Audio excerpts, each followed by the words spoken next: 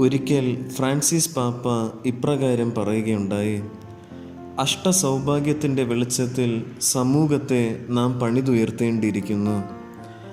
ആരോരുമില്ലാത്തവരോടും അശരണരോടും സമൂഹത്തിൽ നിസ്സാരരായി കരുതപ്പെടുന്നവരോടുമൊപ്പം ദൈവരാജ്യത്തിലേക്ക് നാം നടക്കേണ്ടിയിരിക്കുന്നു. വചനയാത്രയിലൂടെ ക്രിസ്തുവിനെ അനുഭവിച്ചറിയുന്ന പ്രിയ ശ്രോതാക്കളെ, ഇന്ന് സഭാമാതാവ് നമുക്ക് വിചിന്തനത്തിനായി നൽകിയിരിക്കുന്ന വചനഭാഗം മത്തായിയുടെ വിശുദ്ധ സുവിശേഷം 5-ാം അധ്യായം 1 മുതൽ 12 വരെയുള്ള വചനഭാഗങ്ങളാണ്. ക്രിസ്തുവിൻ്റെ ധാർമ്മിക പഠനങ്ങളുടെ ആകെ തുകയാണ് മലയിലെ പ്രസംഗത്തിലെ അഷ്ടസൗഭാഗ്യങ്ങൾ എന്ന് പറയുന്നത്. മനുഷ്യർ ഈ ഭൂമിയിൽ എപ്രകാരം ജീവിക്കണമെന്നാണ് ദൈവം ആഗ്രഹിക്കുന്നത് എന്ന് ക്രിസ്തുനാഥൻ പഠിപ്പിക്കുകയാണ്. ലോകത്തിൽ എങ്ങനെ ജീവിക്കണമെന്ന് മനുഷ്യർക്ക് ലഭിക്കാവുന്നതിൽ വെച്ച് ഏറ്റവും നല്ല ഉപദേശങ്ങൾ അടങ്ങിയിരിക്കുന്നത് അഷ്ടസൗഭാഗ്യങ്ങളിലാണ്. ആത്മാവിൽ ദരിദ്രരായവർ ഭാഗ്യവാന്മാർ എന്ന അഷ്ടസൗഭാഗ്യത്തിലൂടെ വിശ്വാസത്തിൽ സമ്പന്നരായ പാവപ്പെട്ടവരെ പോലെയും ഭൗതിക സമ്പാദ്യങ്ങളിലും നേട്ടങ്ങളിലും ആശ്രയിക്കാതെ ദൈവത്തിലും അവിടുത്തെ കാരുണ്യത്തിലും ആശ്രയിക്കുന്നവരെ പോലെയും ജീവിക്കുവാൻ നാം ഓരോരുത്തരും ക്ഷണിക്കപ്പെടുകയാണ്.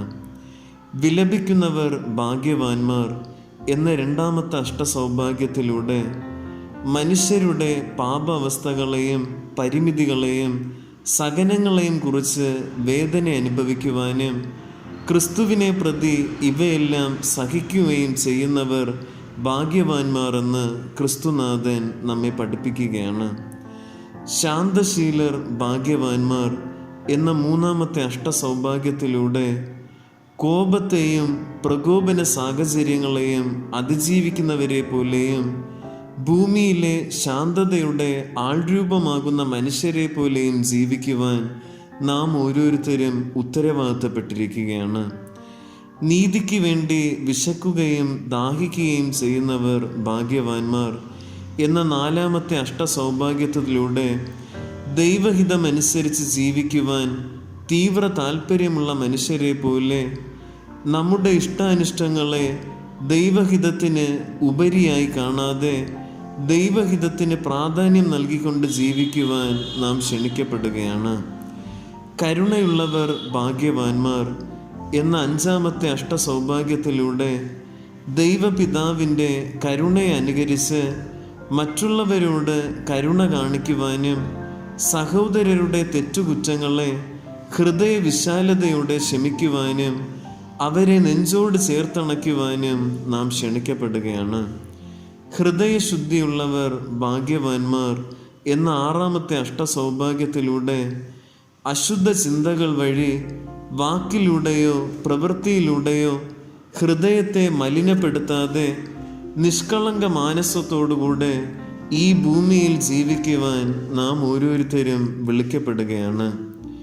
സമാധാനം സ്ഥാപിക്കുന്നവർ ഭാഗ്യവാന്മാർ എന്ന 7-ാമത്തെ അഷ്ടസൗഭാഗ്യത്തിലൂടെ എല്ലാവരോടും സമാധാനത്തിൽ വ്യാപരിക്കുവാനും സുവിശേഷം പങ്കുവയ്ക്കുന്നത് വഴി എല്ലാവരെയും സമാധാനത്തിൽ ജീവിക്കുവാൻ പ്രേരിപ്പിക്കുവാനും ഭൂമിയിലെ സമാധാന പാലകരായി ജീവിക്കുവാനും നാം ഓരോരുത്തരും കടപ്പെട്ടിരിക്കുകയാണ്. നീതിക്ക് വേണ്ടി പീഡനമേൽക്കുന്നവർ ഭാഗ്യവാന്മാർ എന്ന 8-ാമത്തെ അഷ്ടസൗഭാഗ്യത്തിലൂടെ ക്രിസ്തുവിനെ പ്രതി ദ്വേഷിക്കപ്പെടുന്നവരും അധിക്ഷേപിക്കപ്പെടുന്നവരും പീഡിപ്പിക്കപ്പെടുന്നവരും ദൈവസ്നേഹത്തിനായി എന്ത് വില കൊടുത്തും സാക്ഷ്യം നൽകുന്നവർ ഭാഗ്യവാന്മാരാണെന്ന് ക്രിസ്തുനാഥൻ നമ്മെ പഠിപ്പിക്കുകയാണ്. പ്രിയപ്പെട്ടവരെ, യേശുവിൻ്റെ മനോഭാവത്തെയും യേശുവിൻ്റെ സ്വഭാവത്തെയും ശിഷ്യർക്ക് പകർന്നു കൊടുക്കുന്ന ഏറ്റവും വലിയ ഉപാധിയാണ് അഷ്ടസൗഭാഗ്യങ്ങൾ എന്ന് പറയുന്നത്. ക്രിസ്തുവിൻ്റെ കുരിശിനെ സ്വീകരിക്കുന്നവർ നിത്യജീവനെയാണ് സ്വീകരിക്കുന്നത്. അപ്രകാരം സ്വർഗത്തിൽ എത്തിച്ചേരണമെങ്കിൽ, നമ്മുടെ ആത്മാവിൻ്റെ രക്ഷ സുനിശ്ചിതമാക്കണമെങ്കിൽ നാം തീർച്ചയായും അഷ്ടസൗഭാഗ്യത്തിൽ ക്രിസ്തു ആവശ്യപ്പെടുന്നത് പോലെ ജീവിക്കേണ്ടിയിരിക്കുന്നു. ഈ കൃപയ്ക്കായി നമുക്ക് പ്രാർത്ഥിക്കാം. അപ്രകാരം അഷ്ടസൗഭാഗ്യത്തിൽ ക്രിസ്തു നമ്മോട് ആവശ്യപ്പെടുന്നത് പോലെ ഈ ഭൂമിയിൽ നന്മകൾ പ്രവർത്തിക്കുന്ന, എല്ലാവരെയും നന്മയിലേക്ക് നയിക്കുന്ന നന്മയുടെ മാലാഖമാരായി തീരുവാൻ നമുക്ക് ഓരോരുത്തർക്കും സാധിക്കട്ടെ എന്ന് നമുക്ക് ആത്മാർത്ഥമായി പ്രാർത്ഥിക്കാം. സർവശക്തനായ ദൈവം നമ്മെ ഓരോരുത്തരെയും സമൃദ്ധമായി അനുഗ്രഹിക്കട്ടെ.